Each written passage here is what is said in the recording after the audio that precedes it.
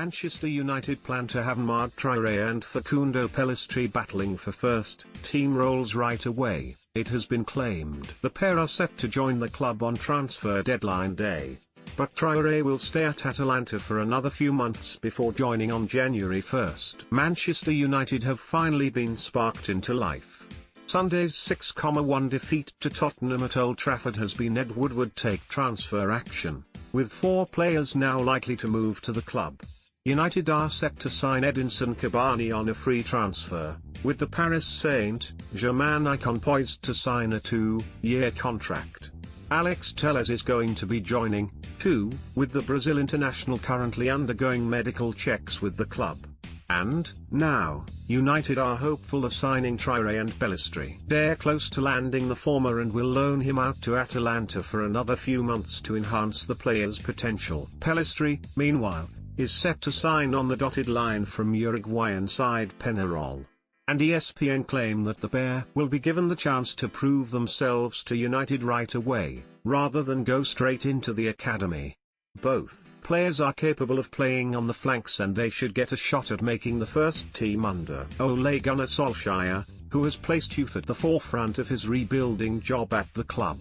News of United taking transfer action will please fans. And Danny Murphy has hailed the impending arrival of Cavani, expressing a belief that the Uruguay international could be a huge hit in the Premier League. He told TalkSport, "Jadon Sancho is overpriced, don't get bent over as you're making a rod for your own back." The defensive issues are obviously the problem, which can be fixed by a different tactical approach to a degree, but I still think they should have gone out and tried to get a top centre half.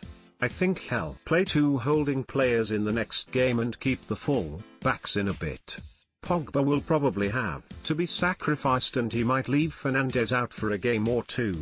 I'm a big fan of Cavani. I'm not suggesting Manchester United should be pinning their hopes on him, but it's naive to think they can just click their fingers and go and get Harry Kane.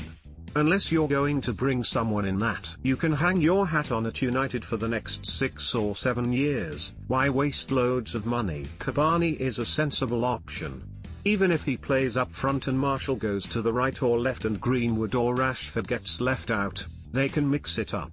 Daniel James will want to get some game time and you've got Pogba and Fernandes who can play in behind. They've got options. You need options, you can't just rely on the front 3, and that's why Liverpool have bought Jota. You can't just rely on those 3 even though they did well after lockdown. Cavani is a proper striker, he leads the line, occupies centre, halves and gives you a focal point. I don't know how fit he is, but I think the Falcao one is a bit of an odd comparison. I didn't understand that signing after his horrendous knee injury kept him out for a long time. They expected him to come to the Premier League and hit the ground running. Yes, he was fit as in head recovered, but he was never the same player.